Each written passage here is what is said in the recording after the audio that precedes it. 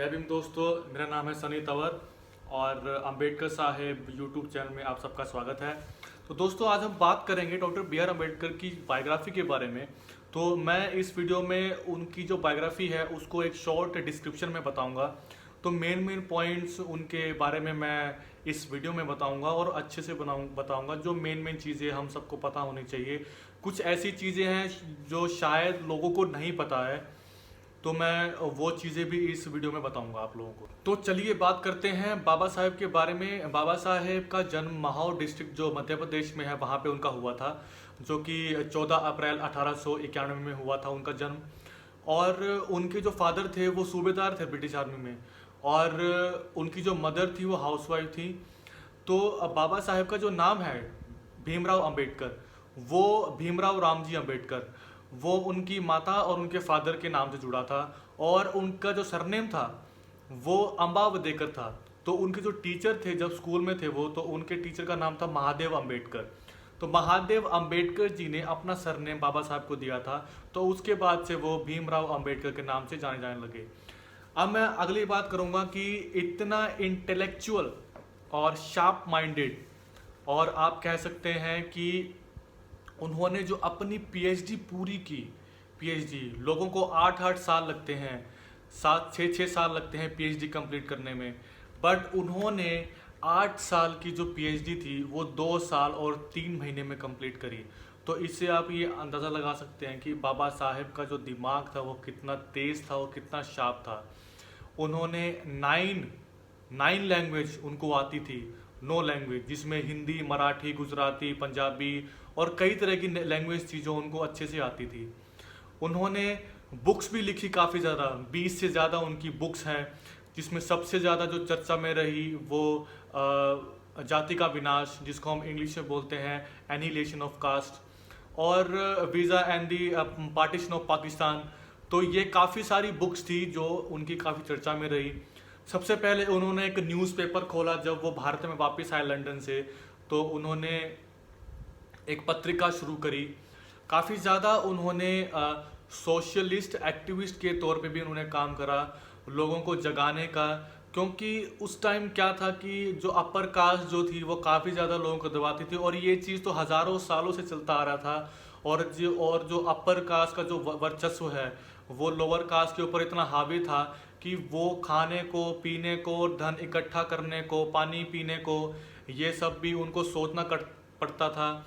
और जहाँ भी वो निकलते थे कहीं से भी, उनको सोच समझ के बिना आज्ञा के वो नहीं निकल सकते थे। तो बाबा साहब ने ये सब इतना अपने लाइफ में बहुत ज़्यादा संघर्ष किया। लेबर क्लास के लिए भी उन्होंने बहुत कुछ किया, और महिलाओं के लिए भी बहुत कुछ किया। जैसे हिंदू कोड बिल, उन्होंने अपना इस्तीफ़ा भी दिया था हिंदू कोड बिल के लिए, तो इसके लिए मैं एक अलग से वीडियो बनाऊंगा। और लेबर एक्ट जो है, कंपनीज एक्ट जो है, वो बाबा साहब ने ड्राफ्ट किए। तो काफ़ी ज़्यादा चीज़ें हैं जो बाबा साहब दे के गए भारत को, और कॉन्स्टिट्यूशन में काफ़ी ज़्यादा आर्टिकल्स बाबा साहब ने लिखे और कई देशों से भी लिए गए, ताकि जो एक डाइवर्स नेशन जो है वो उस पर लागू हो सके। तो तो दोस्तों, मैं कुछ पॉइंट्स और मैं डालना चाहूँगा कि बाबा साहेब एक इंटेलेक्चुअल और एक शार्प माइंडेड, और आप कह सकते हैं कि वो हर रोज़ 21 घंटे पढ़ते थे। तो 21 आवर्स पढ़ना, एक तरह का आप सोच सकते हैं कि 24 घंटे होते हैं, तो 21 घंटे एक दिन में, तो बाकी सब काम वो कैसे करते थे। और ये भी सोचने वाली बात है कि उनसे कई बार पूछा गया, जैसे वो लाइब्रेरी में पढ़ते थे तो कई लोग उनसे पूछते थे कि आप इतना क्यों पढ़ रहे हैं, ये उन्हें काफ़ी क्वेश्चंस पुट होते थे। तो उन्होंने बोला कि मेरे पास टाइम बहुत कम है, मेरे लोगों को मेरी ज़रूरत है। तो वो हमारे लिए, बहुजन समाज के लिए और औरतों के लिए और पीड़ितों के लिए, शोषितों के लिए वो सब कुछ कर रहे थे। तो दोस्तों, अगर मैं उनकी क्वालिफ़िकेशन के बारे में बात करूं, तो बाबा साहेब के पास डिग्री थी बहुत सारी, पीएचडीज थी इकोनॉमिक्स में, लॉ में। और बाबा साहब ने अपनी जो बीए है, बैचलर्स ऑफ आर्ट जो है, वो यूनिवर्सिटी ऑफ मुंबई से कंप्लीट करी। फिर उन्होंने एमए भी करी, फिर वो लंदन गए, वहाँ से उन्होंने एलएलएम की, फिर उन्होंने डॉक्टर ऑफ साइंस भी किया, और कोलंबिया यूनिवर्सिटी में उन्होंने अपनी पढ़ाई की, अपनी थीसिस सबमिट करी। तो थीसिस सबमिट करने के टाइम भी उनको काफ़ी ज़्यादा इश्यूज मतलब फेस करने पड़े उनको, क्योंकि उन्होंने भारत की जो जाति प्रथा है उसके ऊपर उन्हें अपनी थीसिस लिखी थी, और उस पर काफ़ी ज़्यादा उन्होंने आर्टिकल्स भी लिखे, पेपर्स लिखे, जर्नल्स पब्लिश करे, बुक्स पब्लिश करी। तो कहीं ना कहीं जो उनकी जो राइटिंग्स हैं, जो वो बोलते थे और जो वो लिखते थे, वो कहीं ना कहीं आप सोच सकते हैं कि उनको दबाया गया। और आज के जो सिलेबस हैं स्कूल्स में, वो स्कूल्स में भी इतना अच्छे से पढ़ाया नहीं जाता। तो ये सब चीज़ें मैं बाद में आऊँगा इस बारे में, इसके लिए मैं अलग से वीडियो भी बनाऊँगा। तो अभी मैं कुछ मेन पॉइंट बताऊँगा जो बाबा साहब के बारे में हमको पता होने चाहिए।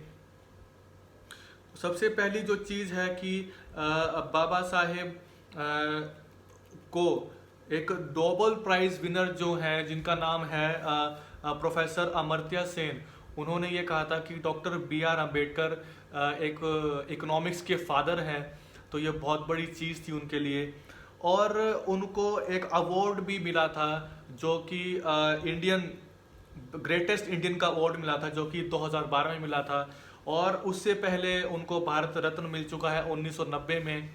और फिर उनको first Colombian ahead of the time ये ऑनर उनको मिला 2004 में। और 1956 में उनको बोधिसत्व के नाम से उनको सम्मानित किया गया। तो हम आगे बात करेंगे उनकी नॉलेज के बारे में। तो इसमें कोई दो राय नहीं कि बाबा साहेब डॉक्टर B.R. अम्बेडकर एक शार्प माइंडेड पर्सन थे, और एक्सट्रीमली शार्प जिसको आप बोल सकते हैं कि एकदम से हर एक चीज़ पता होना, हर एक, क्योंकि इन्होंने जितने भी रिलीजन्स थे उनका डीप स्टडी किया 10 साल तक, 20 साल तक। तो बाबा साहेब को 64 सब्जेक्ट्स में उनकी महारत हासिल थी उनके पास, और वो 9 लैंग्वेजेस जानते थे, जिनमें Hindi, Pali, Sanskrit, English, French, German, Marathi, Persian और गुजराती भी शामिल है। तो जैसे मैंने बताया कि उन्होंने 21 साल तक जितने भी रिलीजन्स हैं उनकी उन्होंने स्टडी करी।